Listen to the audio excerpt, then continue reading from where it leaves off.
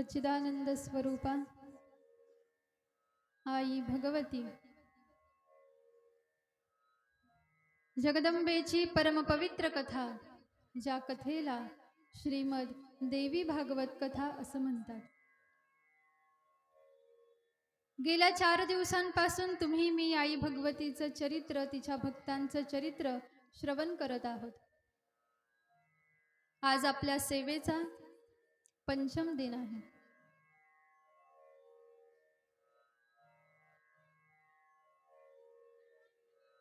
आई भगवतीच्या भक्तांचं चरित्र श्रवण करत असताना कालच्या उत्तर भागामध्ये तुम्ही मी पांडवांचं चरित्र श्रवण करण्याचा प्रयत्न केला की ज्याच्यामध्ये भगवंत भगवती कशा प्रकारे पांडवांना सहाय्यकारी झाले, कोणत्या कारणांमुळे अखंड भगवंत पांडवांच्या सोबत होते, हे पाहण्याचा तुम्ही मी जरासा प्रयत्न केलेला आहे. काल आपण श्रवण केलं 5ही पांडव राजा परीक्षितींना राज्यकारभारावरती बसवून, राजगादीवरती बसवून वैकुंठाच्या दिशेने निघून गेलेले आहेत. इकडे आरंभ झालेला आहे राजा परीक्षितींचा राज्यकारभार आणि त्याच प्रसंगामध्ये राजा परीक्षितींना एका ऋषींकडून शाप प्राप्त झाला. ऋषींनी शापदान केला की आजपासून 7व्या दिवशी तक्षक नावाचा सर्प तुला दंश करेल आणि त्याच्या विषाच्या परिणाम स्वरूपाने राजन तुझा मृत्यू होईल. शाप प्राप्त झाला राजा परीक्षितींना आणि राजे परीक्षिती वनामध्ये येऊन पोहोचले. आणि याच प्रसंगामध्ये राजा परीक्षितींनी शुकदेवजी महाराजांच्या मुखांमधून श्रीमद भागवताचं श्रवण केलं आणि त्याचा परिणाम की श्रीमद भागवताने जी जीवनमुक्त अवस्था सांगितलेली आहे ती अवस्था राजा परीक्षितींना प्राप्त झाली. परंतु माझी मृत्यूमधून सुटका झाली पाहिजे असा विचार राजा परीक्षितींनी केला आणि निमित्त मात्राला राजा परीक्षितींनी स्वतःच्या भोवती संरक्षणासाठी तटबंदी करून घेतली. बहुमजली इमारत राजा परीक्षितींनी बांधून घेतलेली आहे आणि त्या इमारतीमध्ये राजे परीक्षिती राहायला लागले आहे. कारण शाप प्राप्त होता की तक्षक नावाचा सर्प तुला दंश करेल आणि त्याच्या विषाच्या परिणाम स्वरूपाने तुझा मृत्यू होईल. इकडे राजे परीक्षिती इमारतीमध्ये राहत आहेत, महालामध्ये राहत आहेत आणि इकडे तक्षकाने एक युक्ती आखली. काही मंडळींचे सहाय्य घेतलं तक्षकाने आणि त्या मंडळींनी साधूचा वेश धारण केला आणि ती मंडळी राजा परीक्षितींच्या महालाच्या बाहेर येऊन पोहोचली. ती मंडळी म्हणायला लागली की आम्ही राजा परीक्षितीसाठी प्रसाद आणलेला आहे, आम्हाला राजा परीक्षितींना भेटण्याची इच्छा आहे. परंतु सैनिकांनी परवानगी दान केली नाही. म्हटले काही हरकत नाही, परंतु राजा परीक्षितींपर्यंत तुम्ही हा प्रसाद नेऊन पोहोचवा असं सांगितलं आणि आपल्या झोळीमधून एक फळ काढलं, ते सैनिकांच्या हातामध्ये दिलं आणि ते साधू वेश घेतलेली मंडळी निघून गेली. जो प्रसाद आणलेला होता तो प्रसाद राजा परीक्षितींपर्यंत येऊन पोहोचला. तो प्रसाद चिरल्या गेला आणि राजा परीक्षितींना अशी कल्पना झाली की त्या प्रसादामध्ये एक छोटीशी अळी आहे आणि त्या अळीने महाभयंकर रूप धारण केलं आणि तक्षक राजा परीक्षितींसमोर प्रगट झाला आणि राजा परीक्षितींना त्या तक्षकाने दंश केला अशी कल्पना राजा परीक्षितींना झाली आणि या प्रसंगामध्ये राजा परीक्षितींचा मृत्यू झाला. ज्या वेळेला राजा परीक्षितींचा मृत्यू झालेला आहे, राजा परीक्षितींना जे 4 पुत्र होते त्यांच्यामध्ये जे ज्येष्ठ आहेत त्यांचं नाव जन्मेजय राजे असं आहे. राजा परीक्षितींचा मृत्यू झालेला आहे आणि आता राजगादीवरती कुणाला बसवावं असा प्रश्न उपस्थित झाला. ज्येष्ठ पुत्राचं वय पाहावं तर अतिशय बालवयामध्ये राजे जन्मेजय आहेत. अजून त्यांचं वेदाध्ययन संपन्न झालेलं नाही, शास्त्राध्ययन संपन्न झालेलं नाही, कोणत्याही प्रकारच्या नीतींचं धनुर्विद्येचं दान त्यांना अजून केलेलं नाही. परंतु राजा परीक्षितींजवळ असा काही विश्वासू मंत्रिमंडळ होता की त्याचा परिणाम जोपर्यंत राजे जन्मेजय हे मोठे होत नाही, विद्येमध्ये पारंगत होत नाही, तोपर्यंत राज्यकारभार हा मंत्रिमंडळाने सांभाळला. यथायोग्य समयाला राजे जन्मेजयांची सकल विद्या अध्ययन संपन्न झालेला आहे आणि आता मात्र हस्तिनापूरच्या राजगादीवरती राजे जन्मेजय विराजमान झालेले आहेत. आणि एक दिवस राजे जन्मेजयांजवळ येऊन पोहोचले उत्तंग महामुनी. उत्तंग महामुनींनी राजे जन्मेजयांना पाहिलं आणि नको नको अशा शब्दांमध्ये राजे जन्मेजयांना बोलायला आरंभ केलेला आहे. म्हटले, असा कसा नालायक पुत्र जन्मेजया तू जन्माला आलेला आहेस? म्हटले, काय झालं महाराज? अरे, तुझ्या ही गोष्ट लक्षात आली नाही का की तक्षकाने तुझ्या पित्याची हत्या केलेली आहे आणि आपल्या पित्याच्या हत्येचा बदला घ्यायचा सोडून तू राज्यकारभाराचा भोग भोगतो आहेस. तुला लज्जा वाटत नाही का?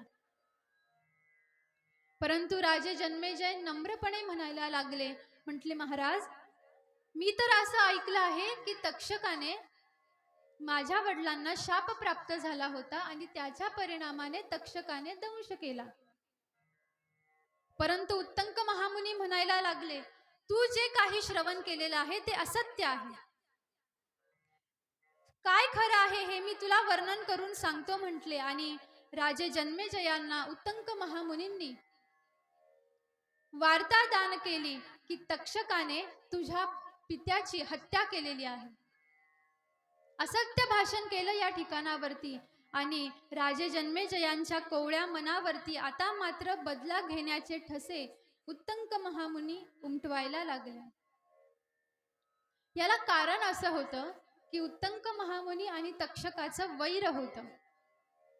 तक्षकामध्ये अगाध सामर्थ्य होतं, परंतु उत्तंक महामुनींमध्ये एवढं सामर्थ्य नव्हतं की ते तक्षकाचा बदला घेऊ शकतील.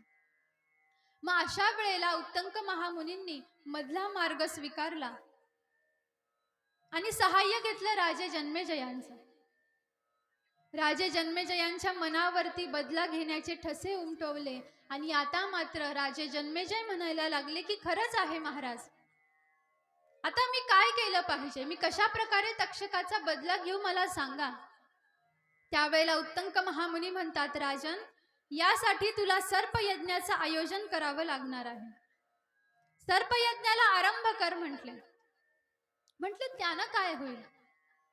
अरे, जेवढी काही सर्प जाती आहे, सर्पाची प्रजाती आहे, आपण जर का सर्पयज्ञाला आरंभ केला आणि सर्पाय स्वाहा म्हणून जर का आहुती टाकली तर अशा प्रकारे एक एक करून सकल सर्प हे यज्ञ कुंडामध्ये भस्मीभूत होऊन जातील आणि तुझा बदला सुद्धा पूर्ण होईल म्हटलं. राजे जन्मेजयांनी सर्पयज्ञाचा आरंभ केलेला आहे, सर्पयज्ञाचं आयोजन केलेलं आहे. उत्तंक महामुनी आवाहनाचा मंत्र गायन करण्यासाठी विराजमान झालेले आहे आणि जसंच सर्पाय स्वाहा, सर्पाय स्वाहा, सर्पाय स्वाहा म्हणून आहुती राजे जन्मेजय यज्ञकुंडामध्ये टाकत आहे, त्याच्या परिणाम स्वरूपाने एक एक प्रकारचे सर्प हे त्या यज्ञकुंडामध्ये जाऊन भस्मीभूत होत आहेत. पाहता पाहता हजारो सर्पाच्या प्रजाती या यज्ञकुंडामध्ये भस्मीभूत होऊन गेल्या. उत्तंक महामुनींच्या लक्षात आलं की अजून तक्षक आलेला नाही आणि आता तक्षकाला आवाहन करण्यासाठी जसंच उत्तंक महामुनी सज्ज झालेले आहेत. ही गोष्ट कळाली तक्षकाला. आता कशा प्रकारे मी आश्रय घेऊ, कुणाचा आश्रय घेऊ असा तक्षकाने विचार केला आणि तक्षक स्वर्गामध्ये असलेल्या इंद्राजवळ जाऊन पोहोचला आणि इंद्राच्या राजसिंहासनाला वेटोळा घालून बसला. इंद्राचा आश्रित झाला, इंद्राचं सहाय्य घेतलं आणि ही गोष्ट उत्तंक महामुनींच्या लक्षामध्ये आली. जन्मेजय राजे म्हणतात, अहो महाराज, तक्षकाने तर आता इंद्राचा आश्रय घेतलेला आहे, इंद्राची शरणागती केलेली आहे, आता आपण तक्षकाची हत्या कशी करायची म्हटले. त्यावेळेला उत्तंक महामुनी म्हणतात, राजन, तू काही काळजी करू नकोस. ज्या वेळेला मी इंद्राय स्वाहा तक्षकाय स्वाहा असं म्हणेल त्यावेळेला तू आहुती टाक म्हटले. आणि हे ज्या वेळेला इंद्राच्या कानावरती जाऊन पडलं त्यावेळेला इंद्र घाबरला. तक्षकाला सांगितलं तू माझा आश्रय सोड म्हटले. इंद्राय स्वाहा म्हणून जर का आहुती उत्तंक महामुनींनी टाकली तर मला सुद्धा यज्ञकुंडामध्ये जाऊन पडावं लागेल. आणि इकडं मृत्यू लोकामध्ये उत्तंक महामुनी राजे जन्मेजय सज्ज झालेले आहेत. इंद्राय स्वाहा तक्षकाय स्वाहा असं म्हणून राजे जन्मेजय आहुती टाकणार. एवढ्या वेळामध्ये त्या ठिकाणावरती आस्तिक महामुनींचं आगमन झालं आणि आस्तिक महामुनींनी राजे जन्मेजयाला आवाज दिला. आहुती टाकण्यासाठी समोर केलेला हात राजे जन्मेजयांनी मागं घेतला आणि वळून पाहिलं तर लक्षात आलं आस्तिक महामुनींचं आगमन झालेलं आहे. आस्तिक महामुनी म्हणायला लागले, अरे जन्मेजया, तुला कळतं आहे का तू काय करतो आहेस? म्हटले महाराज, ज्या तक्षकाने माझ्या पित्याची हत्या केलेली आहे त्या तक्षकाचा बदला घेण्याचा मी प्रयत्न करतो आहे. म्हटले जन्मेजया, अरे कुणी सांगितलं तुला की तुझ्या पित्याची हत्या केलेली आहे म्हटले.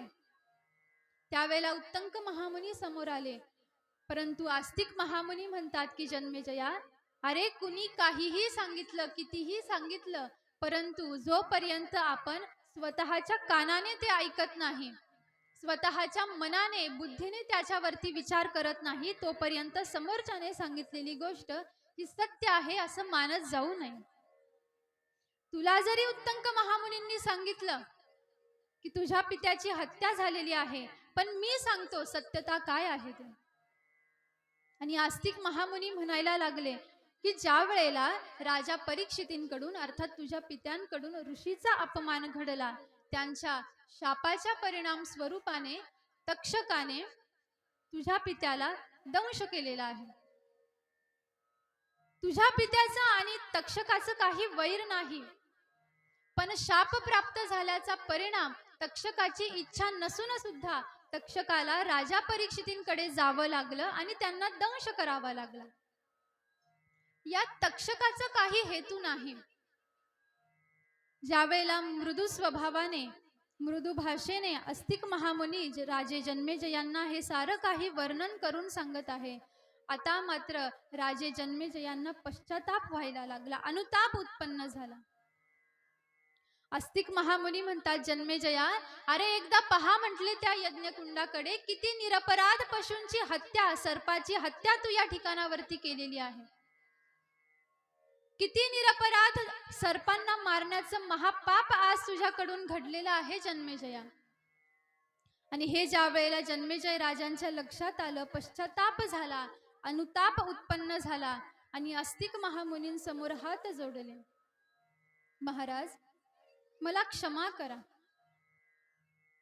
उत्तंक महामुनींच्या बोलण्यामध्ये मी आलो आणि कुठल्याही प्रकारचा मागचा पुढचा विचार न करता माझ्याकडून आज एवढं मोठं महापाप घडलेलं आहे. मी काय करू म्हटले, मला काहीतरी उपाय सांगा. त्यावेळेला आस्तिक महामुनी म्हणतात, राजन याच्यासाठी तुला तुझ्या सद्गुरूंची भेट घ्यावी लागेल. म्हटले कोण आहेत माझे सद्गुरू? त्यावेळेला आस्तिक महामुनी म्हणतात, राजन तुझे सद्गुरू आहेत श्रीमन महर्षी वेदव्यासजी महाराज.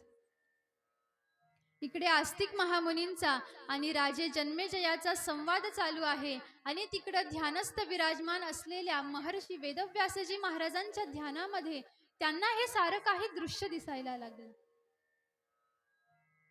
वेदव्यासजी महाराज जागृतावस्थेमध्ये येऊन पोहोचले आणि लक्षात आलं की माझ्या वंशामध्ये जन्माला आलेल्या माझ्या कुलदीपकाकडून आज एवढा मोठा अपराध झालेला आहे. कारण आपण काल परवाच्या भागामध्ये श्रवण केलं महाराज की जो पांडवांचा जो वंश होता, जो खंडित झालेला होता चित्रांगद आणि विचित्रवीर्य यांच्या मृत्यूने, तो वेदव्यासजी महाराजांच्या कृपेमुळे पुन्हा त्याला सजलता दान झाली. आणि म्हणून पांडवांच्या वंशाचे जे मूळ पुरुष आहेत ते वेदव्यासजी महाराज आहेत. आणि वेदव्यासजी महाराजांच्या लक्षामध्ये आलं की आज माझ्या वंशामध्ये जन्माला आलेल्या माझ्या कुलदीपकाकडून आज अशा प्रकारचा अपराध घडलेला आहे. आणि वेदव्यासजी महाराज येऊन पोहोचले राजे जन्मेजयांच्या महाद्वारावरती. राजे जन्मेजयांनी पाहिलं की सावळी सावळी मूर्ती, पांढरे शुभ्र वस्त्र जिने परिधान केलेले आहे, पांढरी शुभ्र जटा आहे, दाढी आहे, मुखमंडलावरती जीवनभर केलेल्या तपस साधनेचं तेज झळकत आहे, अशी मूर्ती आज माझ्या महाद्वारावरती उपस्थित झालेली आहे. आणि लक्षात आलं की हे माझे सद्गुरू आहेत. वेदव्यासजी महाराजांना आलेलं पाहिलं आणि त्यांच्या चरणांवरती लोटांगण घातलं, शरणागती स्वीकारली. कारण मनामध्ये पश्चाताप होतो आहे, अनुताप होतो आहे. आणि त्याचा परिणाम की अनायासे वेदव्यासजी महाराजांना पाहिलं आणि भाव जागृती झाली, नेत्रांमधून अश्रू वाहायला लागले, अनुताप उत्पन्न झाला. आणि प्रश्न विचारला. म्हटले, गुरु महाराज मला क्षमा करा, आज माझ्याकडून एवढा मोठा अपराध झालेला आहे. वेदव्यासजी महाराजांनी बोलायला आरंभ केलेला आहे. म्हटले, जन्मेजया तुला कळतं का, तू कोणत्या वंशामध्ये जन्माला आलेला आहेस? तू ज्या वंशामध्ये जन्माला आलेला आहेस त्या वंशाचा इतिहास तुला माहित आहे का? म्हटले, तू ज्या वेळेला तुझ्या वंशाचा इतिहास पाहशील त्यावेळेला तुझ्या ही गोष्ट लक्षात येईल की माझ्या वंशामध्ये असे असे महापुरुष होऊन गेले की त्यांनी स्वतःच्या सामर्थ्याने, भक्तीने, भावाने, प्रेमाने, विश्वासाने अखंड भगवंतांना आपल्या जवळ करून घेतलेला आहे. ज्या वंशामध्ये अर्जुनजी महाराज प्रगट झालेले आहेत, शंतनू राजे प्रगट झालेले आहेत, युधिष्ठिरजी महाराजांसारखे धर्मराज पुरुष ज्या वंशामध्ये उत्पन्न झालेले आहेत, प्रगट झालेले आहेत, त्या वंशाचा तू कुलदीपक आहेस. उत्तंक महामुनींनी जरी तुला हे सांगितलं तरी सुद्धा तुला स्वतःच्या बुद्धीने याचा विचार करता आला नाही का? म्हटले, तुझ्या वंशामध्ये जन्माला आलेला आहे, निदान त्या वंशाचा इतिहास तरी एकदा पाहून घ्यायचा.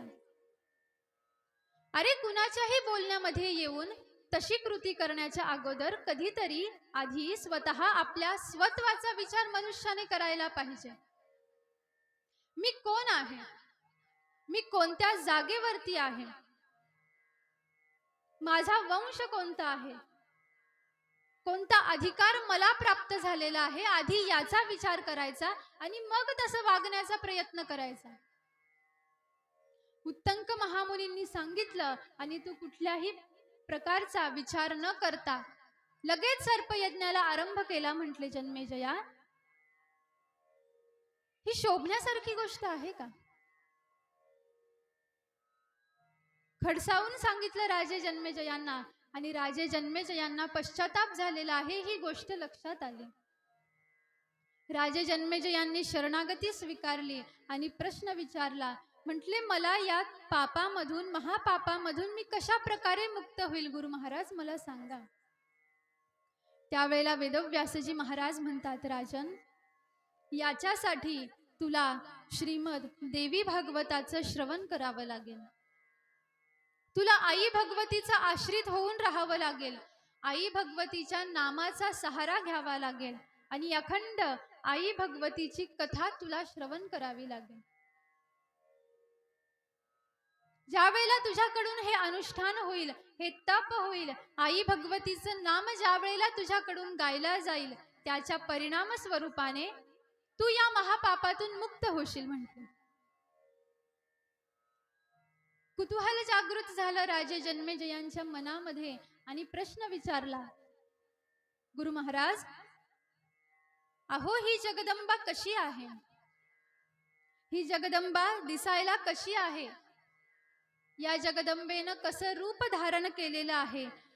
तिचे किती नाव आहेत आणि तिचं स्वरूप कसं आहे? तुम्ही मला वर्णन करून सांगा.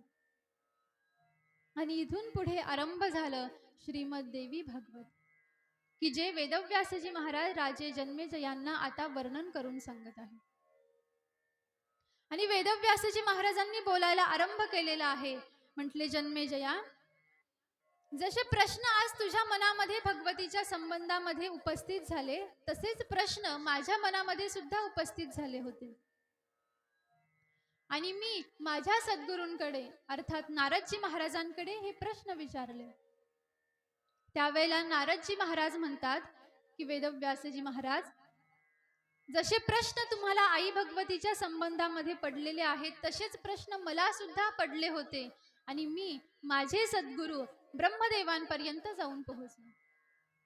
ब्रह्मदेवांना हे विचारलं की आई भगवती कशी आहे, ती कसं रूप धारण करते आणि ती आपल्या भक्तांचा सांभाळ कसा करते, मला सांगा म्हटले.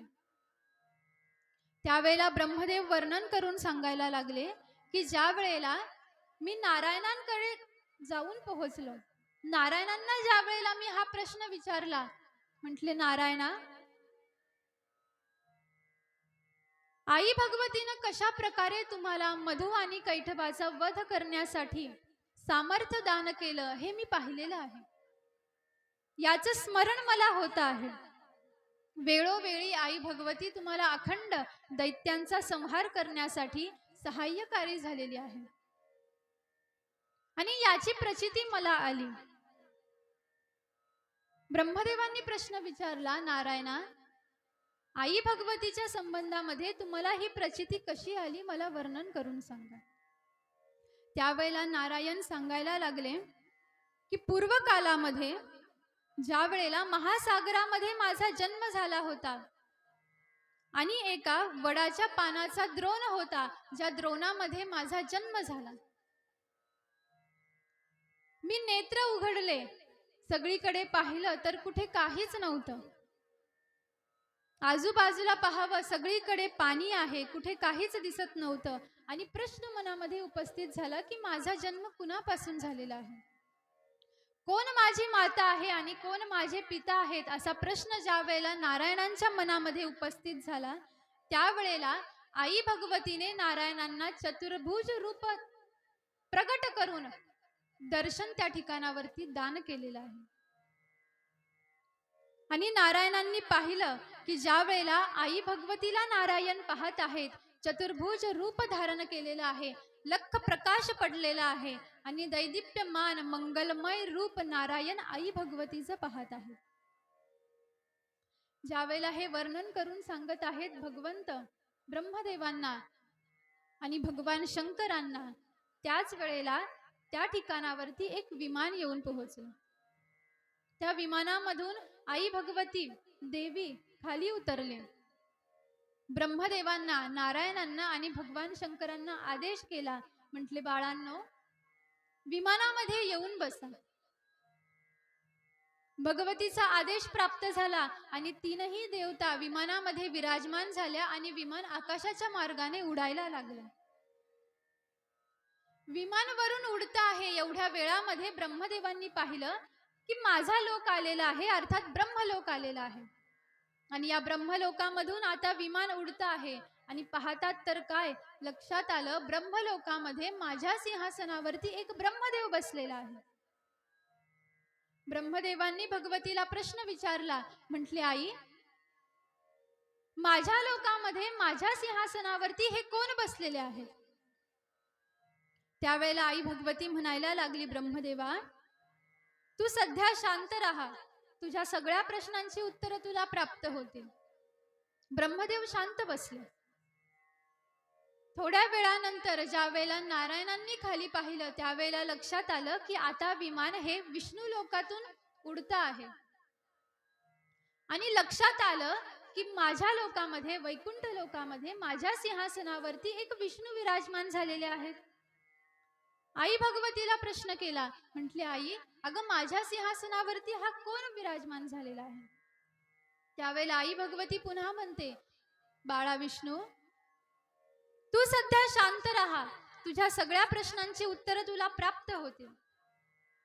पुन्हा काही वेळ निघून गेला आणि ज्या वेळेला कैलास मार्गाने विमान निघालं, त्यावेळेला भगवान शंकरांनी पाहिलं की माझ्या लोकामध्ये कुणीतरी माझ्या जागेवरती, माझ्या आसनावरती विराजमान झालेला आहे. भगवान शंकरांनी सुद्धा तोच प्रश्न केला. त्यावेळेला आई भगवतीने सुद्धा तेच उत्तर दान केलं. म्हटले, तुम्ही तिघही जण काही काळासाठी शांत राहा. तुमच्या मनामध्ये जेवढे प्रश्न उपस्थित झालेले आहेत त्या सगळ्या प्रश्नांची उत्तरं मी तुम्हाला दान करते. आणि पाहता पाहता तीनही देवतांनी पाहिलं की अशा सुंदर नगरीमध्ये आता आपलं विमान येऊन पोहोचलेलं आहे, की एवढी सुंदर ती नगरी आहे की या देवतांनी याच्या पूर्वी अशी नगरी कधीच पाहिली नव्हती. एवढी सुंदर नगरी. त्या नगरीमध्ये विमान येऊन पोहोचलं. विमानामधून तीनही देवता खाली उतरल्या. भगवती खाली उतरली आणि तीनही देवता म्हणायला लागल्या, अगं आई, तू आम्हाला हे कुठं घेऊन आलेली आहेस? त्यावेळेला ती म्हणायला लागली, मी तुम्हा तिघांना आई भगवती जिथं राहते त्या ठिकाणावरती घेऊन आलेली आहे. म्हटले, तू आई भगवती नाहीस का? म्हटले, मी ती नाही. मग आई भगवती कुठं आहे? त्यावेळेला देवी सांगायला लागली, तुम्ही महालामध्ये प्रवेश करा, आई भगवती आली की तुमच्या लक्षात येईल. तीनही देवतांनी महालामध्ये प्रवेश केलेला आहे. पाहतात तर काय, त्या महालाचं वैभव एवढं आहे महाराज, की त्या वैभवापुढे विष्णू लोक, ब्रह्मलोक आणि कैलास लोक सुद्धा फिकं पडून जाते. एवढं वैभव त्या महालामध्ये. आणि समोर पाहतात तर भलं मोठं सुवर्णाचं सिंहासन त्या ठिकाणावरती आहे. राजमहालाचं वैभव पाहतच होते की एवढ्या वेळामध्ये लख प्रकाश पडला आणि त्या प्रकाशामध्ये चतुर्भुज रूप धारण करून नारायणी आई भगवती जगदंबा या तीनही देवतांसमोर प्रकट झालेली आहे.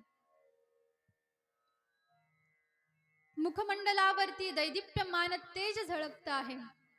कानामध्ये कर्ण कुंडले आहेत. कपाळावरती ठसठशीत कुंकू आहे. सुंदर अशा प्रकारचं वस्त्र आई भगवतीनं परिधान केलेलं आहे. आणि आई भगवतीचं वैभव पाहून, तिचं सौंदर्य पाहून तीनही देवता आश्चर्यचकित झाल्या. एवढं विलक्षण रूप आई भगवतीचं. आणि आई भगवती समोर तीनही देवतांनी आपले हात जोडले आणि आई भगवती म्हणायला लागली, विष्णू, ब्रह्मदेवा, शंकरा, पाहिलंस का मला? म्हटले, हो आई. आई भगवतीनं आशीर्वाद दान केला तीनही देवतांना. आणि आशीर्वाद स्वरूपाने आई भगवतीने तीनही देवतांना 3 शक्त्या दान केल्या. ब्रह्मदेवांना रजोगुणात्मिका महासरस्वती दान केली. भगवान विष्णूंना सत्वगुणात्मिका महालक्ष्मी दान केली. आणि भगवान शंकरांना तमोगुणात्मिका महाकाली दान केली. आणि आदेश केला, ब्रह्मदेवा, तुला महासरस्वतीचं सहाय्य घेऊन या ब्रह्मांडाची उत्पत्ती करायची आहे. विष्णू, तुला महालक्ष्मीचं सहाय्य घेऊन या ब्रह्मांडाचं पालन करायचं आहे. आणि ब्रह्मदेवांना, शंकरांना आदेश केला की तुला महाकालीचं सहाय्य घेऊन वेळ येईल त्या समयाला तुला ब्रह्मांडाचा विनाश करायचा आहे, संहार करायचा आहे. आज्ञा दान केली. तीनही देवतांनी इच्छा प्रकट केली. म्हटले, आई भगवती, आम्हाला तुझं विराट स्वरूप पाहायची इच्छा आहे. तुझ्या विराट रूपाचं दान तू आम्हाला कर. आणि एवढ्या वेळामध्ये आई भगवतीनं आपलं विशालकाय विराट रूप धारण केलं. आणि ज्या वेळेला ब्रह्मदेव, भगवान विष्णू आणि शंकर पाहत आहेत त्यावेळेला आई भगवतीच्या पायाच्या अंगठ्याच्या नखामध्ये या तीनही देवतांना अनंत ब्रह्मांड दिसायला लागले. अनंत विष्णू दिसायला लागले. अनंत ब्रह्मदेव दिसायला लागले. अनंत शंकर दिसायला लागले. आणि लक्षात आलं की या चराचराला धारण करणारी जी शक्ती आहे ती शक्ती ही नारायणी आहे. आपल्या विराट स्वरूपाचं दर्शन दान केलं आई भगवतीनं. प्रचिती दिली आपल्या शक्तीची आणि आदेश केला की तुम्ही पृथ्वीचा पृथ्वीची उत्पत्ती करा, तुम्ही ब्रह्मांडाची उत्पत्ती करा, स्थिती करा आणि लय करा. आणि सांगितलं की अखंड माझा आश्रित होऊन, माझ्या नामाचा आश्रित होऊन तुम्हाला कार्य करायचं आहे. पण एकट्या माझंच, एकट्या नारायणीचं तुम्हाला ध्यान करायचं नाही, तर माझे जे पती आहेत, ज्यांना परब्रह्म असं म्हणतात, त्यांच्या सहित तुम्हाला माझं ध्यान करायचं आहे. माझ्या मस्तकावरती जे कुमकुम तिलक धारण केलेलं आहे, ते प्रतीक आहे माझ्या सौभाग्याचं.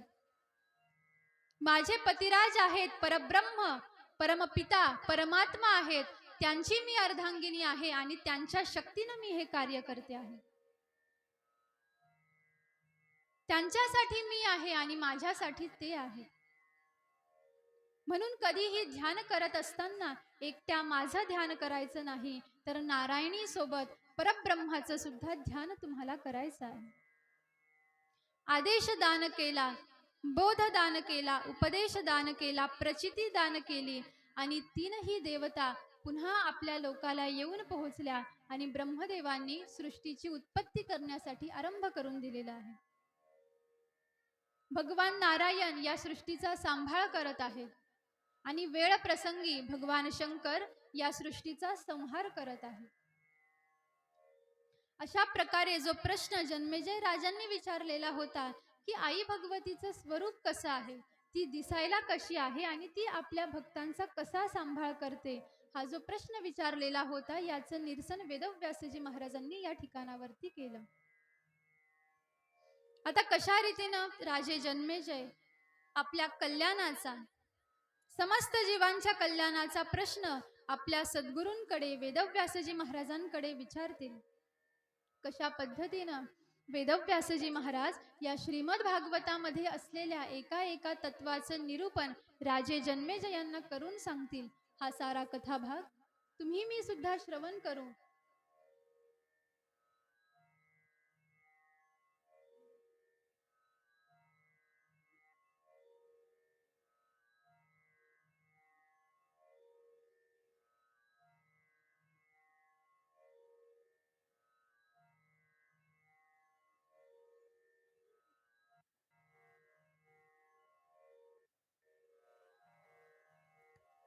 हा सारा कथाभाग तुम्ही मी श्रवण करू 5 मिनिटाच्या विश्रांतीनंतर.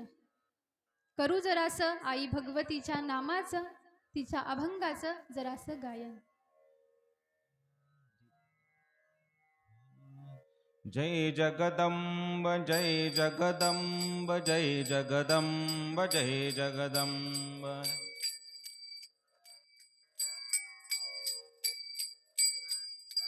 जय जगदंब जय जगदंब जय जगदंब जय जगदंब.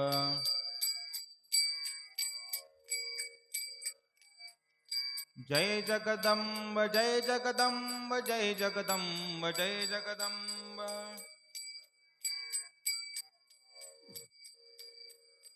जय जगदंब जय जगदंब जय जगदंब जय जगदंब. जय जगदंब जय जगदंब. जय जगदंब जय जगदंब जय जगदंब जय जगदंब. जय जगदंब जय जगदंब जय जगदंब जय जगदंब. जय जगदंब जय जगदंब जय जगदंब जय जगदंब. जय जगदंब जय जगदंब जय जगदंब जय जगदंब. जय जगदंब जय जगदंब जय जगदंब जय जगदंब. जय जगदंब जय जगदंब जय जगदंब जय जगदंब. जय जगदंब जय जगदंब जय जगदंब जय जगदंब. जय जगदंब जय जगदंब जय जगदंब जय जगदंब. जय जगदंब जय जगदंब जय जगदंब जय जगदंब. जय जगदंब जय जगदंब जय जगदंब जय जगदंब. जय जगदंब जय जगदंब जय जगदंब जय जगदंब. जय जगदंब जय जगदंब जय जगदंब जय जगदंब. जय जगदंब जय जगदंब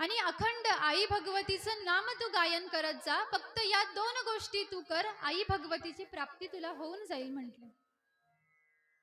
जीवनभर नामाचा आश्रय घे, जीवनभर कथेचा आश्रय घे आणि त्याच्या परिणाम स्वरूपाने आई भगवतीची कृपा तुझ्यावरती होईल. एवढे 2 सोपे साधन. आणि हाच भक्ती मार्ग साधू संत सुद्धा तुम्हाला मला त्यांच्या अभंगाच्या माध्यमातून दान करत आहेत. एवढा सोपा भक्ती मार्ग जो वर्णन केलेला आहे की ज्याच्यामध्ये काय असतं. श्रवणम कीर्तनम विष्णुस्मरणम पादसेवनम अर्चनम वंदनम दास्य सख्य आत्मनिवेदनम. ज्या वेळेला तुम्हाला मला भगवंतांची भगवतीची भक्ती करायची असते त्यावेळेला तुम्ही मी या 9 प्रकाराने आई भगवतीची भक्ती करू शकतो. श्रवणम कीर्तनम विष्णुस्मरणम पादसेवनम अर्चनम वंदनम दास्य सख्य आत्मनिवेदनम. श्रवणम अर्थात श्रवण करणे. काय? आई भगवतीची कथा. कीर्तनम अर्थात गायन करणे. काय? आई भगवतीची कथा, आई भगवतीचं नाम. श्रवणम कीर्तनम विष्णू स्मरणम आई भगवतीचं स्मरण करणे, अखंड स्मरण करणे. पादसेवनम आई भगवतीच्या चरणांचा आश्रित होऊन जाणे, आई भगवतीच्या चरणांची अखंड सेवा करणे. अर्चनम अखंड आई भगवतीची पूजा करणे, अर्चा करणे. श्रवणम कीर्तनम विष्णू स्मरणम पादसेवनम अर्चनम वंदनम आई भगवतीला अखंड वंदन करणे, अखंड नमस्कार करणे ही सुद्धा एक भक्तीच आहे. प्रल्हादजी महाराजांनी ज्या सोप्या 9 भक्त्या सांगितलेल्या आहेत त्याचा विचार तुम्ही मी पाहत आहोत या ठिकाणावरती की तुम्हाला मला आई भगवतीची भक्ती करायची आहे. तिला प्राप्त करून घेण्याची इच्छा तुमच्या माझ्या हृदयामध्ये प्रगट झालेली आहे. मग आपण कशा पद्धतीने तिला कोणतं साधन करून आपण तिला प्राप्त करून घेऊ शकतो. त्यावेळेला तिच्या नामाचं स्मरण करावं, तिच्या कथेचं गायन करावं, तिच्या कथेचं श्रवण करावं, अखंड तिची पूजा अर्चा करावी. जेव्हा जेव्हा आपण तिच्या समोर येऊ तेव्हा तेव्हा तिला नमस्कार करावा, तिचं आश्रित होऊन राहावं, तिचा दास होऊन राहावं. आणि याच्यापेक्षा सर्वश्रेष्ठ तिचा भक्त होऊन राहावं. सख्य भाव तिच्या सोबत आपण जोडावा. आणि याचा परिणाम काय होतं? आत्मनिवेदन नावाची जी 9वी भक्ती वर्णन केलेली आहे तिची प्राप्ती तुम्हाला मला होत असते. म्हणून या भक्त्या सांगितलेल्या आहेत ज्याच्यामध्ये 2 सुलभ गोष्टी सांगितल्या. एक आई भगवतीची कथा श्रवण करणं आणि अखंड आई भगवतीचं नाम गायन करणं. अखंड तिच्या नामाचा जयघोष तुम्ही मी करायला पाहिजे. आई भगवतीच्या नामाचा जय जयकार करायला पाहिजे. आणि जगदंब जगदंब जगदंब जगदंब जगदंब असं अखंड तिच्या नावाचं स्मरण तुम्ही मी ठेवलं पाहिजे. पहा, ज्या वेळेला आपण तिचं नाम गायन करण्यासाठी आरंभ करू महाराज त्यावेळेला त्या नामाच्या परिणामाने तिची शक्ती तुमच्या माझ्यामध्ये हळूहळू जागृत व्हायला लागते. जिज्ञासा असेल एखाद्याला तर एखाद्याने करून पाहावं. 1 आठवडाभर अखंड मुखामध्ये जगदंब जगदंब जगदंब जगदंब सारखं म्हणत राहावं. हृदयामध्ये ती जगदंबाची स्पंदन आहे ती अखंड जागृत ठेवावी. आणि पहा परिणाम तो काय दिसेल. त्या नामाचा प्रभाव एवढा आहे महाराज की त्या नामाच्या परिणाम स्वरूपाने ती शक्ती तुमच्या माझ्या हृदयामध्ये जागृत होते. अजून आई भगवतीचं दर्शन तर लांबच राहिलं. आई भगवतीला तुम्ही मी दर्शनही घेतलं नाही, तिला पाहिलेलं नाही, परंतु केवळ तिचं नाम घेतल्याचा परिणाम की जे फल तिच्या दर्शनाने प्राप्त होतं ते फल केवळ तिच्या नामाने तुम्हाला मला प्राप्त होत असते. म्हणून अखंड जगदंब म्हणत राहावं. जगदंब जगदंब जगदंब या नामाचं अखंड स्मरण तुम्ही मी करायला पाहिजे. कारण नाम ही अशी गोष्ट आहे महाराज, की नाम हे असं साधन आहे की ते साधन तुम्हाला मला आई भगवती पर्यंत नेणार आहे. आई भगवतीला तुमच्या माझ्या समोर प्रकट करणारं ते साधन आहे. आणि पाहायला गेलं तर आई भगवतीचं नाम घेण्यासाठी वेळ तरी कितीसा लागतो. एक निमिष असं साधू संत वर्णन करतात. एका क्षणाचाही अर्धी अर्धी घटिका, एक निमिष ज्याला म्हणतात. एक निमिष म्हणजे आपली पापणी लावण्यासाठी जेवढा वेळ लागतो, सेकंदही त्याला म्हणता येणार नाही, तेवढा कमी वेळ तुम्हाला मला आई भगवतीचं नाम घ्यायला लागत असतं. निमिष भरे नामाचा या एवढा वेळ तिला लागतो. त्या निमिषामध्ये त्या नामामध्ये मी अखंड तल्लीन राहील असा साधू संतांनी व्रत घेतलेला आहे, प्रण घेतलेला आहे, संकल्प घेतलेला आहे. साधक साधू कसे झाले, साधक त्या पूर्णावस्थेपर्यंत कसे जाऊन पोहोचले, याला कारण ते नाम आहे. त्या नामाचा आश्रय घेतल्याचा परिणाम असा आहे की आज संत संतत्वाला जाऊन पोहोचले, साधू साधुत्वाला जाऊन पोहोचले. आज त्यांच्यामध्ये आणि भगवतीमध्ये किंचित मात्र सुद्धा फरक राहिलेला नाही. हे कशामुळे झालं? हे केवळ नामामुळे झालेलं आहे.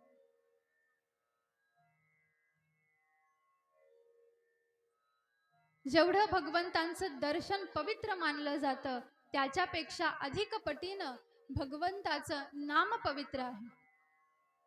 आणि हे भगवतीचं नाम घेण्यासाठी तुम्हाला मला कोणत्याही प्रकारचं पवित्रता, अनुष्ठान किंवा नियम आचरण्याची काही आवश्यकता नाही.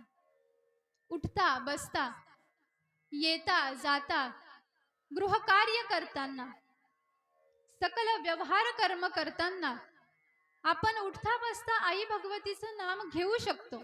एवढं सुलभ आहे. आणि याच नामाचा आश्रय राजे जन्मेजय यांना या ठिकाणावरती घ्यायला सांगितलेला आहे.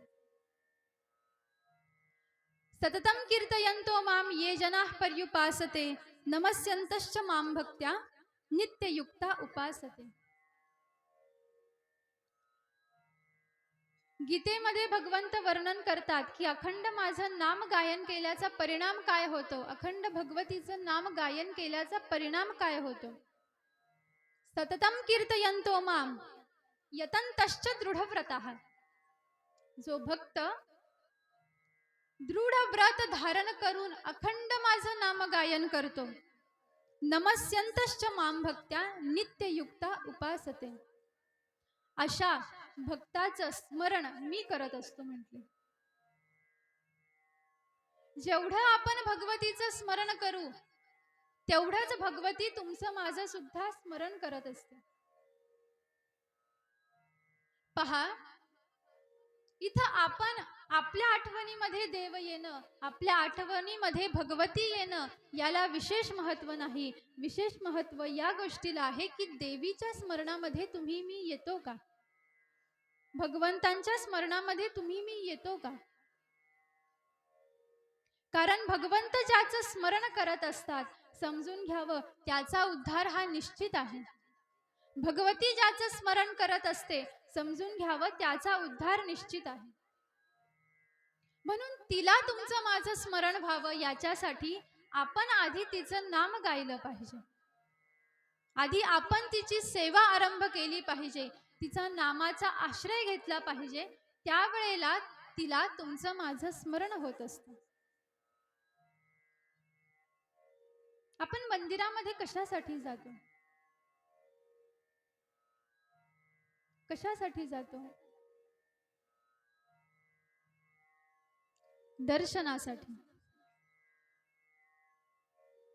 पण पहा, आपण देवाला पाहणं यात नवल नाही. आपण रोज देवीच्या दर्शनाला जातो, रोज आपण आपल्या डोळ्यांनी देवीला पाहतो, पण कधी हा विचार केलेला आहे का, की एकदा तरी देवीने माझ्याकडे पाहिलं का? पाहिलं असेल का हो तिनं तुमच्याकडे, माझ्याकडे? आपण रोज पाहतो, रोज तिला कुंकू लावतो, रोज तिला हळद दान करतो, पण कधी हा विचार केला का, की तिचं लक्ष तुमच्याकडे, माझ्याकडे जात असेल का महाराज?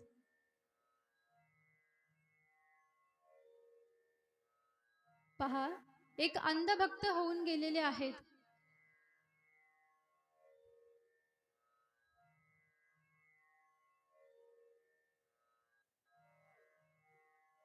गुलाबराव महाराज म्हणून एक अंधभक्त होऊन गेलेले आहेत पहा,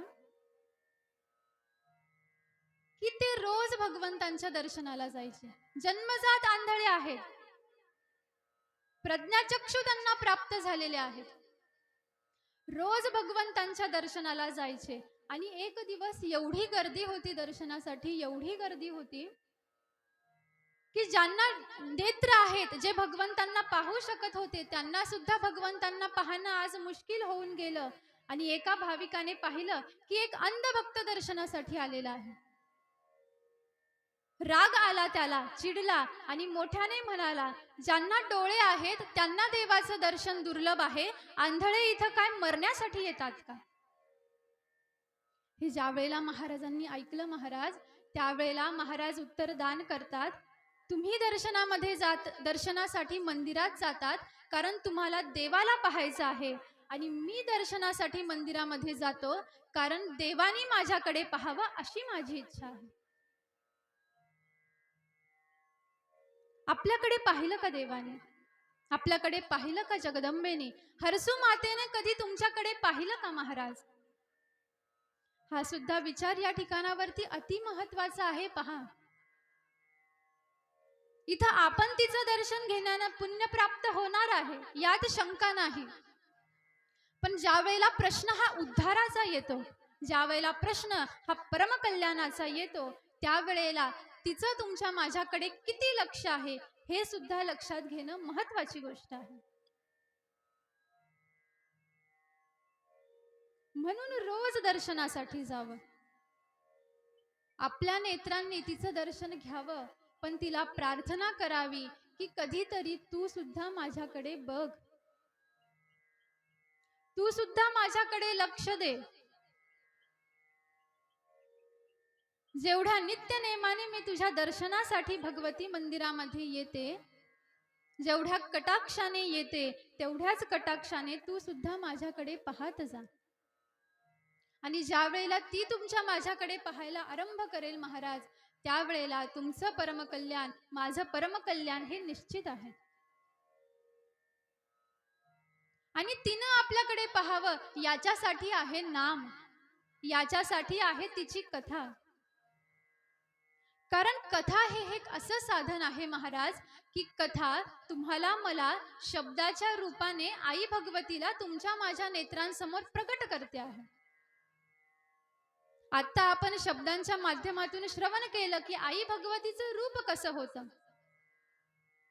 आणि ज्या वेळेला या शब्दांचा अखंड निधिध्यास तुमच्या माझ्याकडून होईल, मनन होईल, चिंतन होईल, त्यावेळेला या शब्दांच्या रूपाने जी जगदंबा तुमच्या माझ्या हृदयामध्ये स्थित झालेली आहे, किंवा तुमच्या माझ्या कानाने जिनं आपल्या हृदयामध्ये प्रवेश केलेला आहे, ती जगदंबा कधीतरी आपल्या समोर प्रगट होत असते, सगुण साकार होत असते.